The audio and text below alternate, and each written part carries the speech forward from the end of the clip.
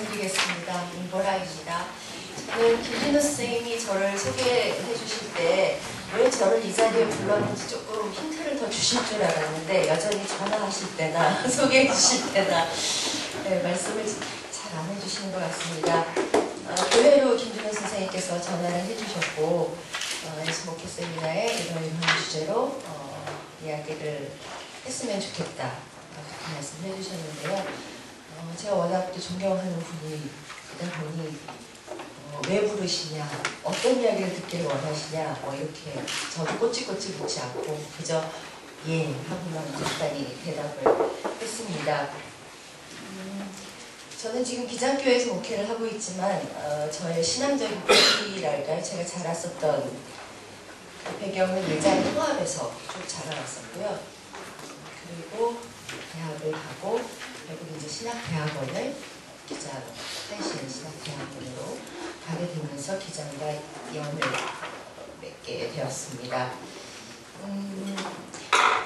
오늘 이야기해야 하는 바로 이 하느님과 나의 목회, 이 부분은 참 아이러니하게도 어제 있었던 그 기장 생태 목회자 되어 있다고 말씀을 드렸습니다만 거기서는 이제 여성 목회에 대한 그 발제가 있었고 그거는 이제 저희 기장 내에 있는 여교역자 협의회가 공동 작업을 해가지고 이제 발제를 하기로 해서 저는 여성 목사이고 그리고 도시 목회를 하고 있고 그리고 부목사이고 이런 입장에서 이제 간단히 글을 좀 써보라고 해서 이제 아마 참고 자료로 좀 첨가가 됐으리라고 생각이 되는데 그것과 맞물려서 같이 되어지는 아주 저한테는 좋은 기회였다고 생각이 됩니다.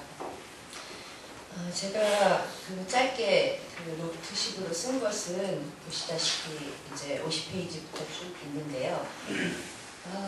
아마 여러 가지 이야기로 해서 이런 그 느낌, 그러니까 하느님은 과연 누구신가 이렇게 얘기를 했을 때 새로운 전율, 그리고 새로운 기운, 그리고 또 좀 있으면 영이게 되는 그런 것들을 느끼게 되는 것은 아마 저뿐만 아니라 여기 앉아 계시는 여러분 모두도 마찬가지라고 생각이 듭니다.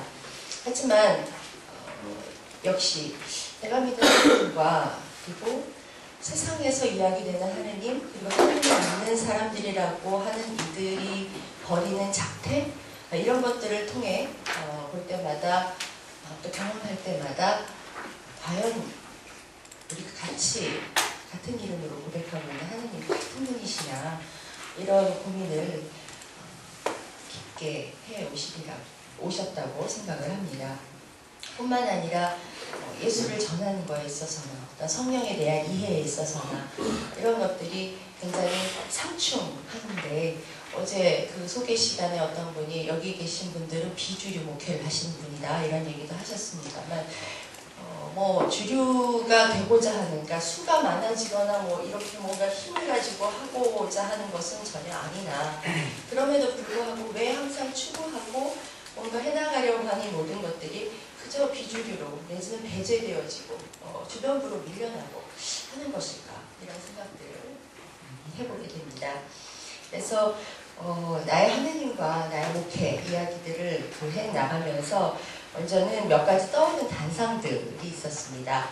내가 실존적으로 하느님 당신은 누구이십니까? 라는 것을 물어왔었던 그 순간들이 이제 몇 가지가 떠올라서 제가 간단히 정리를 해보았는데요. 여기는 이제 10대에 만난 하느님, 20대에 만난 하느님 이렇게 되어 있습니다만 그렇다고 해서 제가 30대는 아닙니다. 40대인데요. 그리고 또 하느님을 인식하기 시작한 것은 10대를 맞이하기 직전 만 9살 정도라고 얘기할 수 있을 것 같습니다. 당시로는 저희 어머님이 거의 제가 나고 나서 상당히 계속 아프셔서 병원을 이제 왔다 갔다 하셨었는데요. 저희 집은 원래 신앙이 있는 집안이 아닙니다. 원래 무교 집안인 거죠. 그래서 종교성을 갖고 있지 않은 집안이었지만 그런 병을 오랫동안 앓고 계신 어머님이 성당을 다니시면서 그 손에 이끌려서 성당회를 계속 다녔었고 그것 가운데에서 왜 그렇지 않습니까? 개신교 교회 안에 들어가는 것과 여기 3층 숙소 옆에 있는 이 채플실에 들어가는 그 느낌이 굉장히 사뭇 다르시다는 것을 많은 분들이 아실 텐데 그 어린 제 마음에도 이 캐톨릭 교회 성당에 들어가면 뭔가 가슴으로 와닿는 그런 종교적인 체험이 있었습니다. 그럼에도 불구하고 이제 갑자기 어머님이 소천을 하시게 되면서 아주 저는 그 세자매의 장녀인데요. 굉장히 정신없이 장례 일정들이 치루어졌고, 그리고 어느 정도 이제 다 마무리되고 나서 어머니가 손을 잡고 갔었던 이제 성당회를 주일에 가게 됐는데, 그때 이제 뭐 수녀님들이 저를 뭐 위로하시고 뭐 이런 여러 가지 이야기들을 하셨는데, 그런 이야기가 사실 귀에 하나도 들리지 않았고, 그 자리에 앉아가지고 이렇게 강단 앞을 이렇게 바라보면서 느꼈던 제 하나님에 대한 그 고백은 그랬습니다. 하나님 믿을 수가 없습니다, 당신을. 물론 더 아이의 언어였으리라고 생각이 들지만, 당신은 참 친절하지 않고 굉장히 고약한 분 같아요. 이런 생각들을 하면서 그런 느낌으로 이제 10대를 맞이하게 됩니다. 그리고 10대를 간 넘어서 제 기억으로 이제 초등학교 6학년 때쯤이라고 생각이 드는데, 그때도 이제 성당도 이제 다니지 않고 교회도 다니지 않는 그런 상태였는데요. 그때 친하게 지냈었던 그 친구 집에 그 집도 이제 세 자매가 있었던 집인데, 어느 날 놀고 있는데 그 친구의 아버지가 한 자그마한 그 한 대여섯 살 이렇게 되는 그 남자아이 사내의 손을 잡고 집에 들어오십니다. 그건 뭐였냐면 그 딸만 있는 집안에 아들이 필요하다고 해서 그 아버지가 데리고 오신 거죠.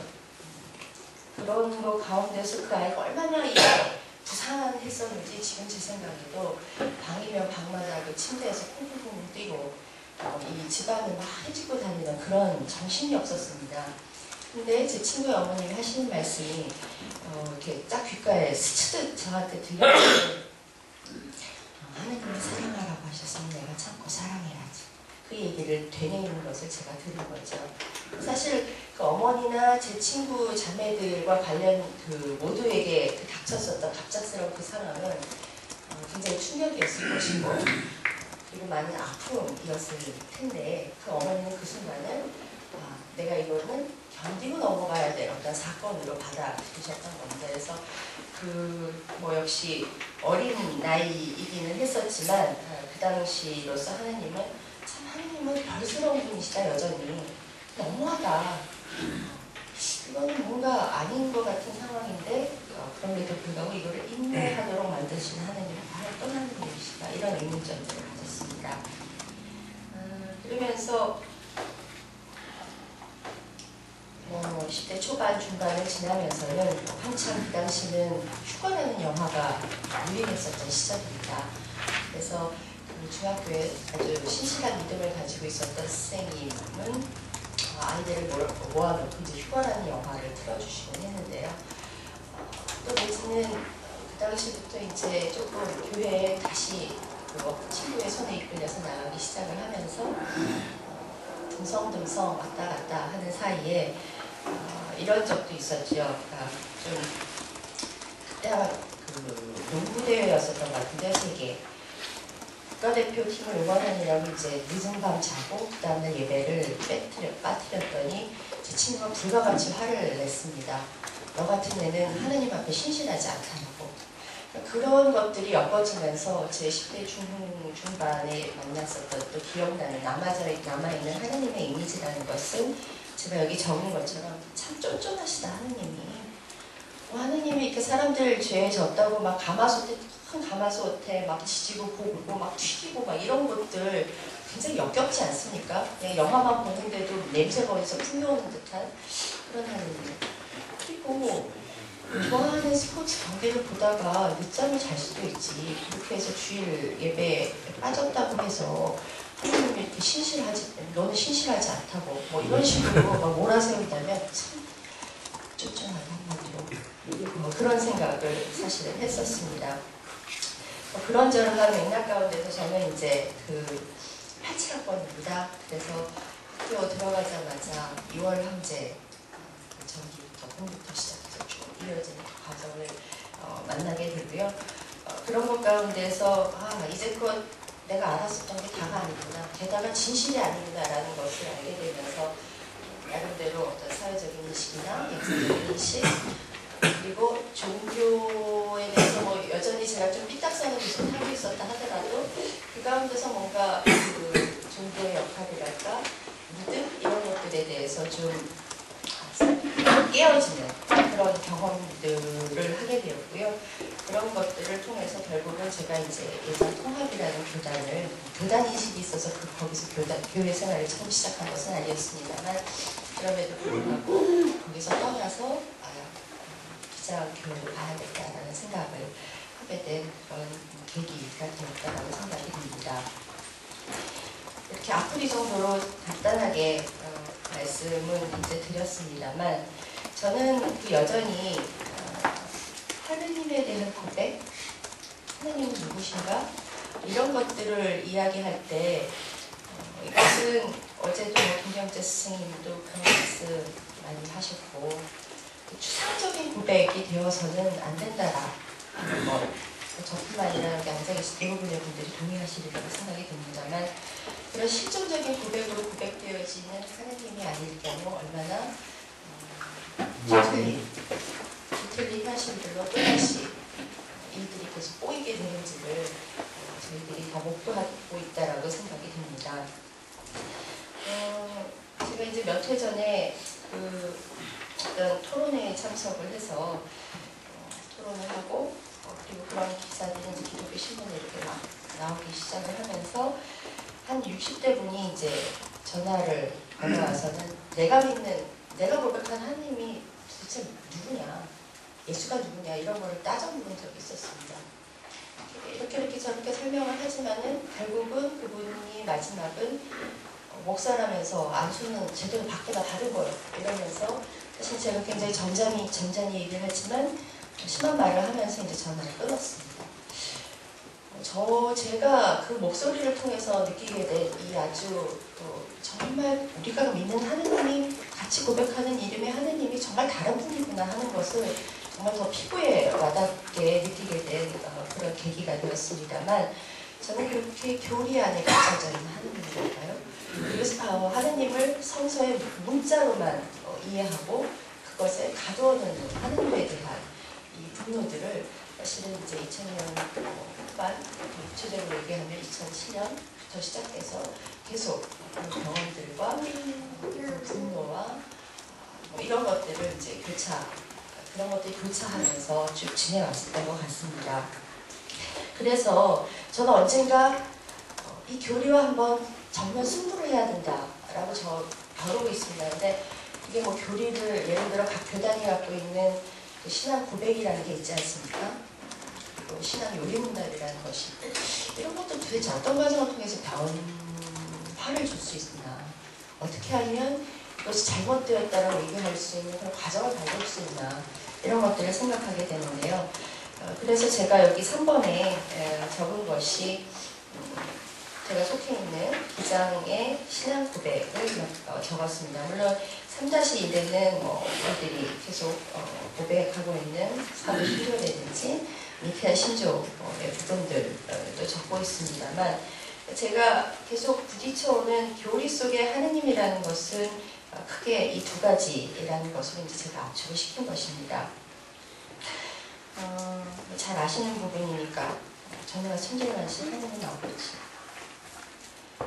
성서가 증언하고 그리스도 교회가 계속 믿어온 하느님은 예수 그리스도의 아버지시오 우리의 아버지시며 자신을 먼저 계시한 분이시다. 거룩하신 아버지가 나타나시고, 이 아버지입니다. 제가 이 하느님 아버지라고 호칭하는 것에 대해서 이제 반발하고, 그러지 마시고 그냥 하느님으로 부르십시오라고 얘기를 하면 어떤 분들은 저분이 참 아버지하고 사이가 나쁘구나, 그러니까 이렇게 하느님 아버지라고 얘기를 하면 막 거의 경기를 일으키다시피 저렇게 얘기를 하는구나 싶고, 그런 오해를 종종 사곤 하는데 실제 그렇지는 않습니다. 그렇지는 않으나 제가 이 전능하신 하느님에 대한 신앙 자체를 부인하는 것도 아니고 온 천지 만물을 지으신이라는 것도 믿습니다만, 여전히 이제 하느님의 아버지 내지는 성부로만 불리우는 것에 대해서는 더 이상 따를 수 없지 않겠냐라는 질문을 제가 계속 갖고 있다는 것입니다. 사실은 아버지는 21세기인 오늘날에도 여전히 가장의 역할을 담당하고 있습니다.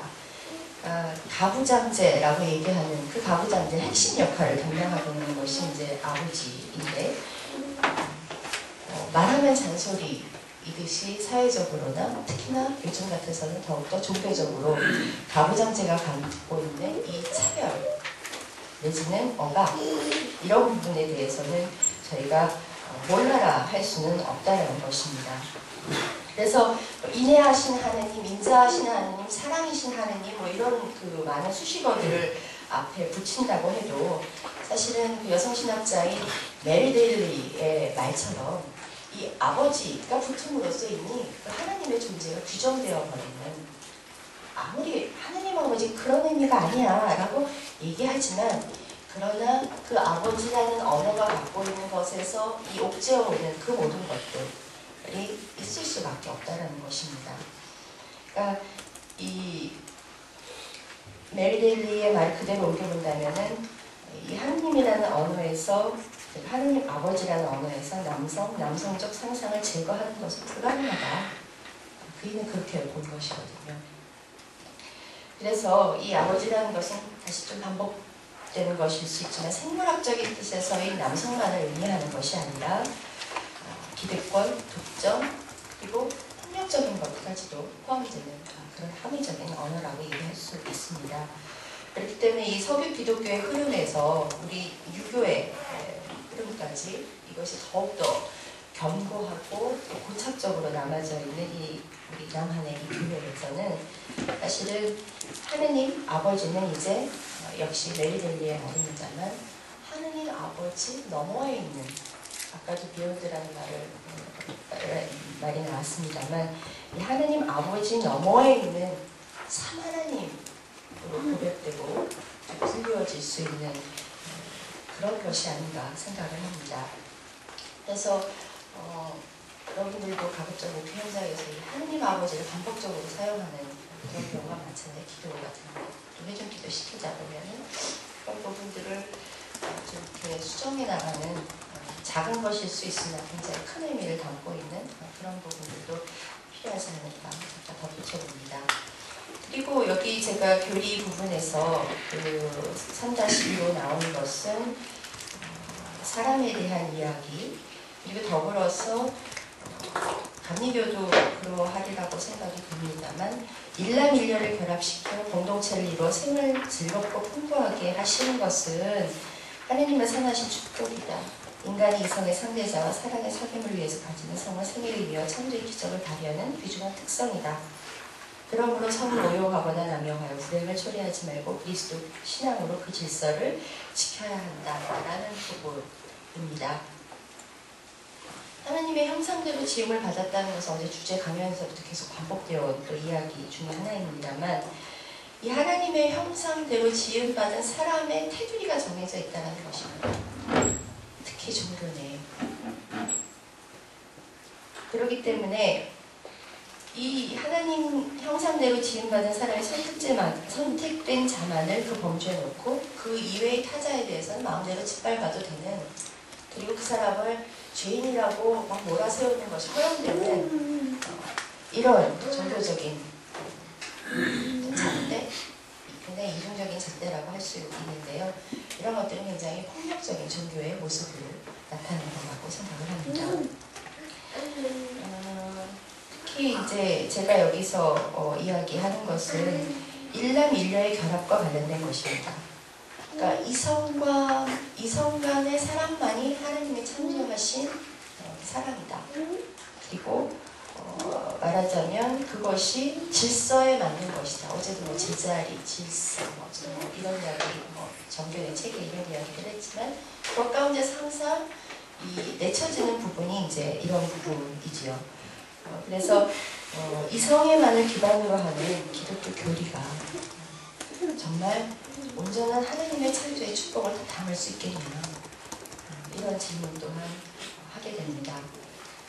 그래서 여전히 이 교리는 많고 불가의 진리는 절대 아니다. 어떻게 보면 엘리자베스 피오렌자의 말처럼 성차별이나 가부장적이 확인된 모든 문장은 다 배제하고 그리스도교의 예배나 교리문답에서 선포되어져서는 안 된다 이런 이야기를 했습니다만 그러니까 그야말로 교리 자체의 수정뿐만 아니라 이런 편협한 하나님에 대해서 계속 강요하는 이런 것에 대해서 선포되지 않도록 어떻게 막을 것인가를 생각해 보게 된다는 말씀입니다. 그렇다면 이런 것들을 통해서 제 현재의 목표들은 어떻게 이어지고 있는지를 말씀을 이어서 드리도록 하겠습니다. 저는 지금 여기를 사는 나의 하느님 고백 그리고 그것과 연결되는 목회 현장을 세 가지로 이야기를 해보려고 합니다. 그것은 첫 번째, 고난 현장 속에 함께 계시는 하느님, 그리고 두 번째는 여성 하느님, 그리고 세 번째는 퀴어 하느님이라는 고백입니다. 첫 번째, 고난 현장에 함께 하시는 하느님과 관련해서 저는 이제 향림교회에서 2003년부터 목회를 하고 있는데요. 1996년부터 2003년 초까지는 캐나다 토론토에 있는 한인교회에서 목회를 했었습니다. 그런데 이제 그 목회를 사실은 원래는 애초에 갔었을 때 공부를 하고 오려고 했었는데 공부에서 이루지를 못하고 어쨌든 그 7년 생활을 접고 들어왔을 때는 사실 뭐 캐나다 토론토라고 해서도 뭐 어떤 고난의 현장이 없는 거 분명히 아닐 텐데 그럼에도 저는 지금 여기에 어떤 하느님 선교에 구체적으로 참여하고 싶은 그런 열망들이 많았었습니다. 많이 생략돼서 뭐 여러 가지 고민들이 있었고 여러 가지 기회들도 있었습니다만 어쨌든 잡고 들어오게 된 것입니다. 그리고 그게 귀국하고 나서 한 3개월 정도 이제 공백기를 갖고 마침 이제 한인교회에 TO가 나서 이제 제가 들어가게 되었습니다만 그것은 현장성에 대한 갈급함이 평민교회라는 것하고 이렇게 딱 맞아 떨어진다라고 생각을 했기 때문에 그랬습니다. 그래서 현민교회에서 저를 캠핑해 주기만 하면 당시 제 둘째 아이가 18개월이었었는데 얘를 업고서라도 내가 교회에 출근해야 이런 생각을 했었습니다. 근데 이제 현민교회에서 현민교회 부임하고 목회를 이제 적응하면서 해나가는 과정 가운데서 저는 이런 생각이 들었습니다. 현민교회를 내가 잘 안다고 생각을 했었는데 그게 것이 아닌가 이런 생각이죠. 거기에 대해서 또 거기에 몇 가지 붙여보면 내가 환상을 좀 받고 있었구나 이런 생각도 하게 되었습니다. 그리고 여기는 참 남성성이 강한 교회구나 이런 생각도 하게 되었습니다. 여튼 그럼에도 불구하고 굉장히 사명적이고 개인적인 신앙으로 점철되어 있는 대부분의 많은 교회 가운데에서 이 현장성을 그래도 놓치지 않으려고 부단히 애를 쓰는 한인교회가 가는 그 의미는 사실은 굉장히 크다라고 생각을 합니다만 여전히 현장에 함께 하시는 그 하느님이라고 고백되었을 때 이 현장이 어디냐, 고난의 현장이 어디냐라고 물었을 때 그 현장은 참으로 많더라는 것이죠. 저희가 이것만이 고난의 현장이라고 고집할 수 없는 그것들을 뛰어넘을 수 있어야 된다는 것을 이제까지 목회를 통해서 끊임없이 제가 깨우치고 깨고 해나가는 과정이라고 생각을 합니다. 안병호 선생님이 이런 이야기를 하시죠. 다들 잘 아시는 이야기지만 하느님은 사건이다라는 이야기를 하십니다. 사건 속에 함께 하시는 하느님, 그죠? 사건의 고난의 현장을 통해서 만날 수 있는 그 하느님, 그 안에 함께 있는 민중, 그를 통해서 보여지는 하느님의 형상, 뭐 이런 것들이 이어지는 것입니다만 여전히 저는 이제 지금 한인교회에서 사회부하고 선교부를 맡고 있는데요. 예를 들면 이런 거죠. 이것저것 큰 농성장도 있지만 굉장히 작은 농성장들이 오히려 더 많은데 농성장 한 구석에서 울고 계신 하느님을 만날 때도 있고 그리고 그야말로 이 완전히 해체되는 아픔을 겪고 있는 강에서 함께 울고 계시는 하느님을 만납니다. 가정폭력 때문에 진짜 만신창이가 돼서 오는 이들의 등을 두드려보듯이 하느님을 만날 때도 있습니다. 그래서 이 고난의 현장에 계시는 바로 그 하느님은 거기 내지는 여기 그렇게 함께 계신다라고 고백을 할 수 있겠습니다. 두 번째 여성 하느님은 과연 무엇이냐? 그러니까 뭐 앞부분에서도 일정 정도 언급은 되었으리라고 생각이 됩니다만 아버지 내지는 성부로 대변되는 남성 하느님은 사실은 우리들 목회 현장에 굉장히 많은 쓴뿌리들을 심어두고 있다고 생각합니다. 여전히 상대적으로 여성 목회자들은 열등한 존재들이고 내지는 100% 완성품에서 한 2, 3%는 꼭 모자른 존재로 인식되고 있는 것도 사실이죠. 물론 인식은 많이 바뀌었습니다. 제도적인 부활도 많이 되었으리라고 생각이 되고 하고 있는 중입니다. 하지만 이 제도의 변화, 어느 것이나 마찬가지겠습니다만 제도의 변화에 인식의 변화가 동시에 이루어진다는 것은 사실 부단한 의지를 갖고 하지 않는 한 어려운 일입니다. 그래서 우리의 목회 현장이라는 것은 잃어버리거나 놓치고 있는 이런 여성 야훼를 회복해야 한다라고 생각을 합니다. 저 같은 경우는 제 목회 현장에서 이런 것들을 회복하기 위해서 2005년부터 제가 진행하고 있는 성서 배움 마당이 있습니다. 이거는 이제 이름하여 여성의 눈으로 성서 읽기라는 성서 배움 마당이고요. 현재까지 제가 아이즈년을 제외하고는 1년에 2차례를 상하반기에 개최를 하고 거기에 한 50여 명이 되는 것 같습니다. 그 과정을 같이 마친 분이. 그리고 그 50여 명 가운데 4분의 1은 이제 남성분들에 해당이 되는데요. 그러니까 그 성서를 통해서 이제까지 만나지 못했었던 이들을 이제 찾아내고 그리고 그들의 모습이 결국은 나의 모습이고 나의 이웃의 모습이라는 것을 같이 발견하고 이것을 통해서 우리가 어떤 실천의 현장을 가질 것인지에 대해서 이제 고민하는 그런 내용으로 되어 있습니다. 물론 처음에는 특히 이제 남성과 여성, 그러니까 작년 말에 한 19명이 수강을 하는데 그 가운데서 한 5분이 남성이고 이제 나머지 여성분이셨는데 처음부터 계속 싸웠습니다. 뭔가 이렇게 계속 어긋나고 얘기를 좀 깊이 있게 하다 보면 남성들이 갖고 있는 이 뿌리들이 막 드러나면서 그것들이 여성들에게 상처를 주고 이런 과정들을 이제 반복을 하게 되는데요. 그럼에도 불구하고 이게 10주, 12주 이렇게 이어져 가다 보면 끈끈함이 그래도 굉장히 대단한 것이죠.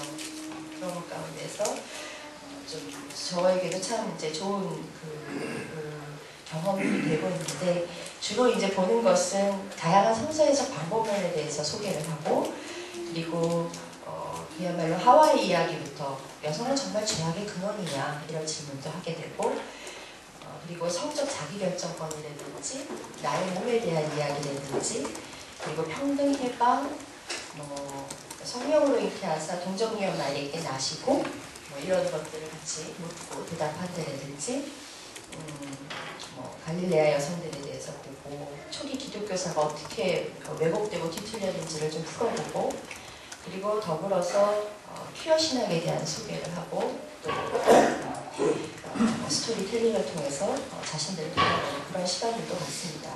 그래서 이렇게 같이 참여했었던 이들이 저희 아마 작년에 주제 강연하셨던 조원정 목사님 통해서 평안한 공동체 이야기를 들으셨지 않을까 싶은 생각이 듭니다만 그 가운데 이제 올해부터 무지개 사람들이라고 이름을 바꿨습니다만 작은 모임이 있습니다.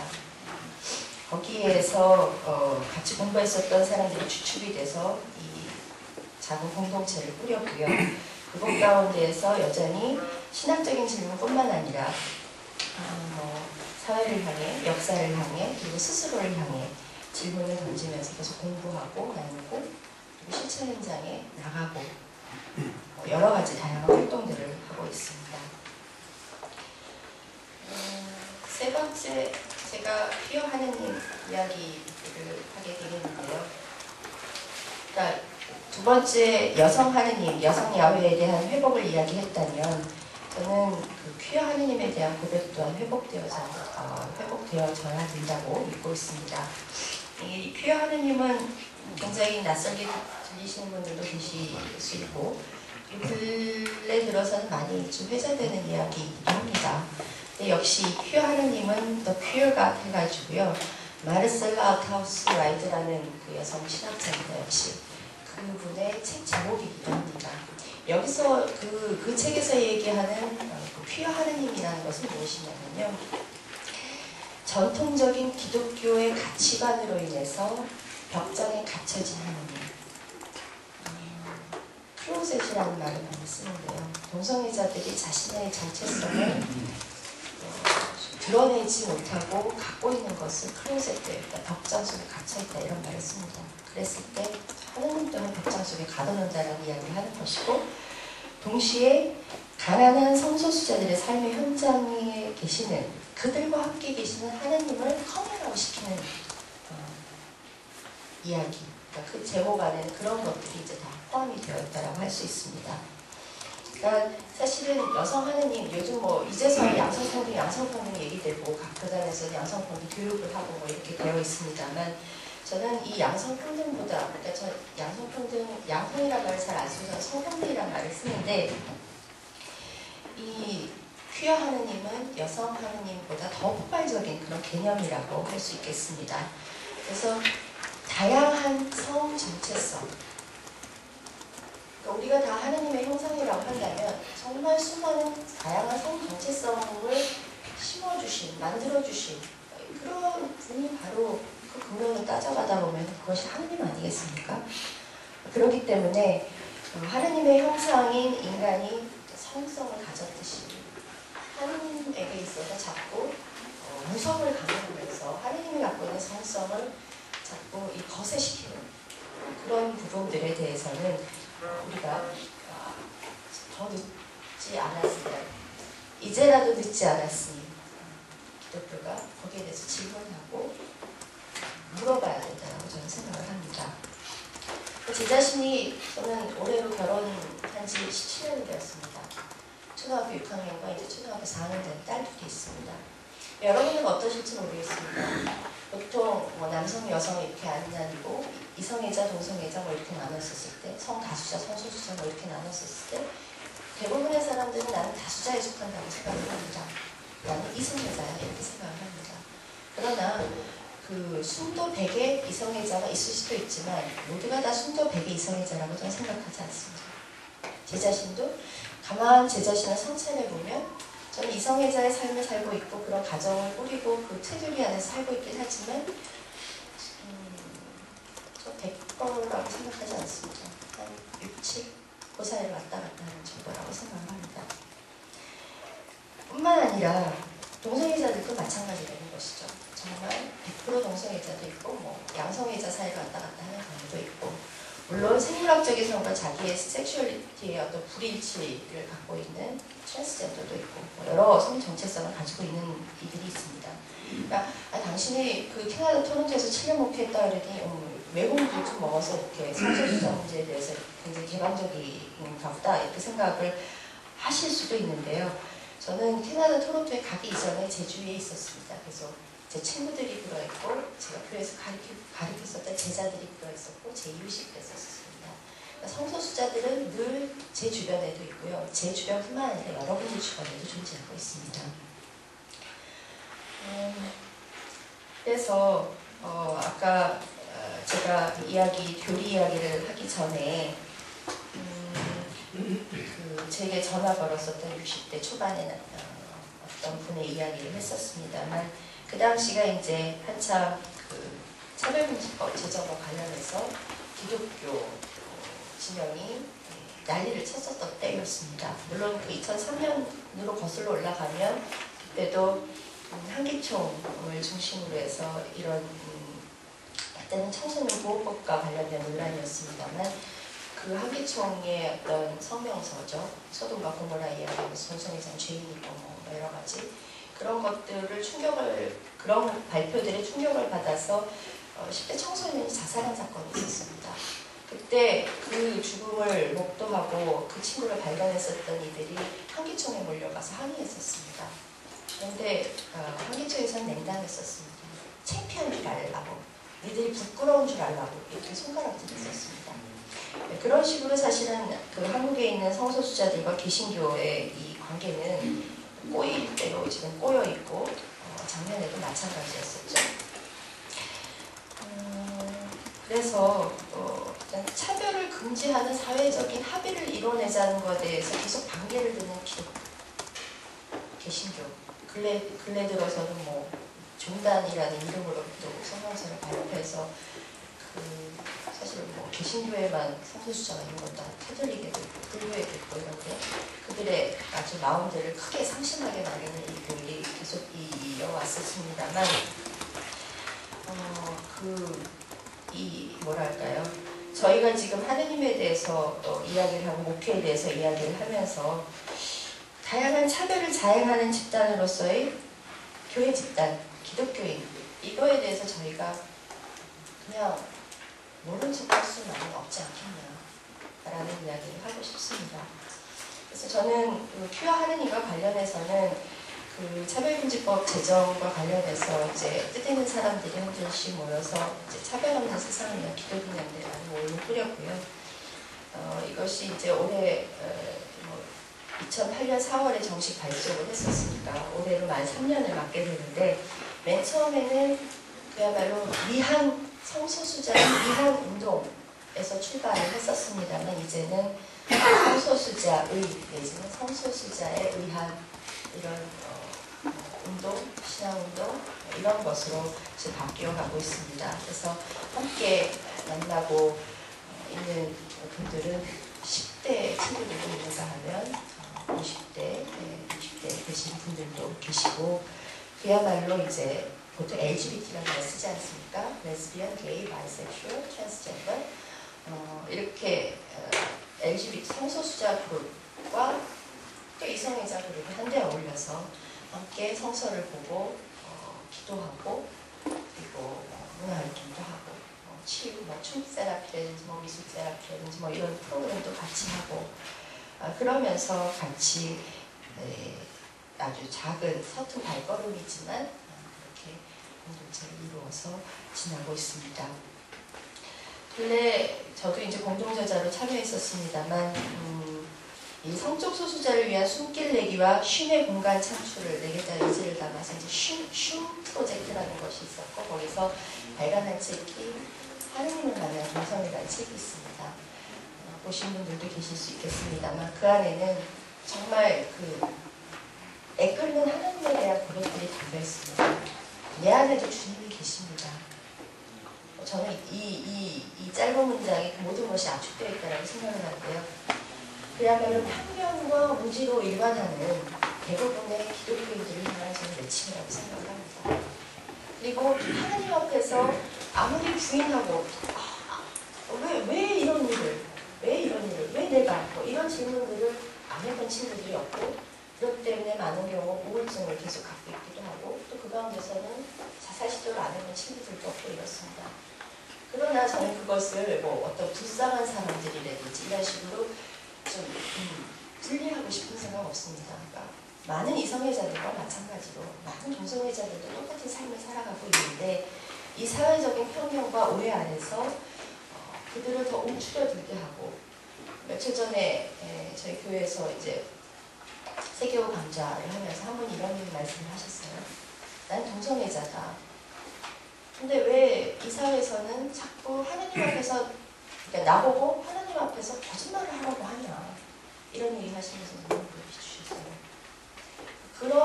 그렇게 그들에게 강요하는 것이 내가 직접적으로 그렇게 말을 안 했다 하더라도 내가 이렇게 행동을 하지 않았다 하더라도 그러나 많은 경우 우리가 가담되었다는 것을 잊지 않았으면 좋겠습니다. 그래서 좀 아까도 이제 말씀을 드렸습니다만 올 세미나 공지 글의 글 중에서 제가 굉장히 공감한 부분은 바로 이제 이 기독교인들의 교회 집단을 지금 이 사회에 있어서의 최대의 걸림돌로 지목한 그 대목이고요. 지목한 그 대목이고요. 그것도 하나님의 이름을 빙자해서 성경을 이용해서 이런 부분들, 이런 많은 수많은 폭력들이 어디서 어떻게 구체적으로 진행되고 있는지 조금만 더 시야를 넓혔으면 좋겠다는 이야기입니다. 사실은 뭐 보수나 진보나 이런 논쟁들이 계속 있지만 여성에 대한 이야기, 그리고 성소수자에 대한 이야기, 이런 것에 있어서 저는 진보나 보수를 때로는 분간하지 못할 때도 있습니다. 툭툭 던져지는 말 가운데서 얼마나 많은 상처를 받는지 모릅니다. 또 어떤 경우는 다 얘기하는 부분이잖아? 이것이 매너 있는 거 아닌가, 무슨 좀 양식 있는 지성 있는 모습이 아닌가, 이런 식의 정도의 이야기로 이 좀 급박한 상황에 대해서 직시하지 않고 머리로만 받아들이다 보면 사실은 차라리 그렇게 말이나 하지 말지라고 느껴지는 경우도 굉장히 많이 있습니다. 여튼 지금 여기를 살아가면서 하느님을 고백하고 목회해 나가고 있는 저는 앞으로도 그럴 것이지만 여기에 담겨진 하느님에 대한 고백뿐만 아니라 조금 더 이걸 다 압축적으로 얘기한다면 차별하지 않으시는 하느님, 그리고 동시에 자신을 비워서 온 생명을 끌어안으시는 하느님에 대한 고백을 놓치지 않고 목회를 해 나가기를 바라고 또 그렇게 해 나가려고 애쓰고 있습니다.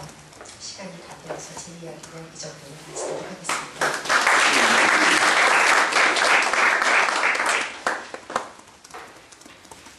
혹시 질문 있으세요? 그 부분만 질문을.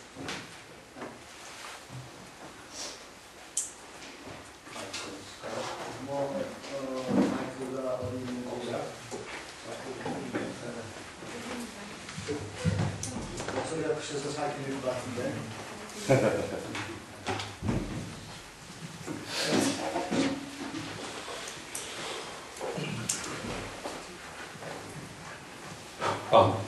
네, 말씀 잘 들었습니다. 사회현상에 비추어서 기독교계가 늘 따라가지 못하는 경우가 많아요. 지금 우리 목사님 말씀하신 부분 중에 한기총을 중심으로 해서 예수와 무관한 집단이 자행하는 가부장제에 대해서 전적으로 동감합니다. 지금 여성 문제에 대해서 말씀드리자면 이미 여성주의도 지금 빅뱅 현상이 지금 벌어지고 있어요. 다시 말씀드리면 국내에서 주류 여성계와 비주류 여성계로 완전히 분할되고 있습니다. 그래서 여성단체연합을 중심으로 한 주류 여성계와 그 다음에 나머지 비주류 여성계는 좀 파편화되어 있는 상태고요. 그쪽에 제가 많이 좀 관여한 그런 운동을 하고 있고요. 그래서 현재 이미 아시는 건 아시겠지만 미국의 30년 전에 레디컬 페미니즘, 급진적 여성주의, 남성 이꼴 폭력, 가부장제라고 주장을 했던 급진적 여성주의는 남성과 여성을 성적대로 보는 관점이죠. 근데 그 관점은 이미 다 폐기 처분됐어요. 30년 전에 출발해서 이제 미국에서는 2000년 정도에 다 마무리된 거예요. 그런데 유럽에서는 이제 다원주의나 계급적 여성주의를 진행 중이죠. 그런데 한국에서는 지금도 레디컬 페미니즘, 급진적 여성주의가 주류 여성주의입니다.